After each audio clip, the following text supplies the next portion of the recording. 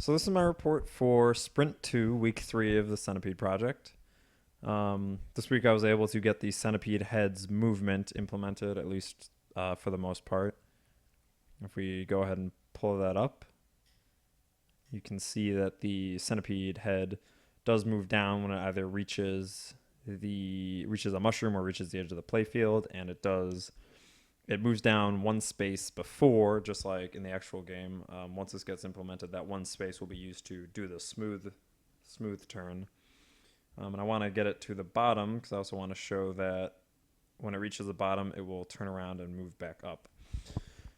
Now, what's interesting about the centipede's collision here is that rather than doing a lookup to see what's in the mushroom field 2 spaces ahead of it, I've actually got it set up so that the centipede keeps an invisible collider 1 space ahead of it at all times. And this collider is set up to call a function on the centipede head that says, okay, now there's something 2 spaces ahead of you, time to turn around and move back and switch directions. To get this working with the outside edge of the field, I have to set up a bunch of invisible blocks 1 space outside of the field. This is actually using the same block that's acting as the collider for the centipede. So I was able to cut down on save 1 class there by not making those 2 separate blocks. And yeah, so you can see that the centipede is correctly staying trapped within the blaster's area. If I stay up here, you'll be able to see that centipede only goes up as high as the blaster can go before turning back around. I also have it set up so that you can shoot the centipede and destroy it just like normal, though obviously the centipede does not yet collide with the blaster.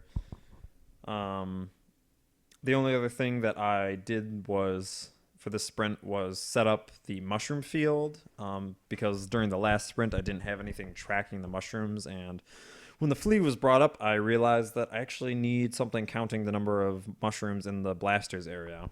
So the mushroom field is now set up. The way that works is the mushroom field, a pointer to the mushroom field, is passed into the mushroom on construction, and then on construction the mushroom registers itself and stores a reference to the mushroom field, and on destruction it removes itself. The one interesting thing I was able to do with this was I actually thought ahead and put in some asserts to check the state of the mushroom field whenever a change is made. Because when I was working on this, I foresaw that I was going to do something wrong at some point, and mushrooms are going to try to double add themselves to the mushroom field or try to double remove themselves, or I was going to do something silly, and then the count of mushrooms in the blaster area was going to get kind of out of sync or wacky. So I've got a couple of asserts in here doing effectively just sanity checks on the mushroom field every time a change is made. That's all I was able to complete for this week. I was able to get started on the flea, but that's not actually in the game yet. It just does its stuff, but I don't have any way of spawning it yet. And it actually won't despawn itself at the moment. I don't have that in either. That'll probably go in for next sprint if I've got the time. And that's it.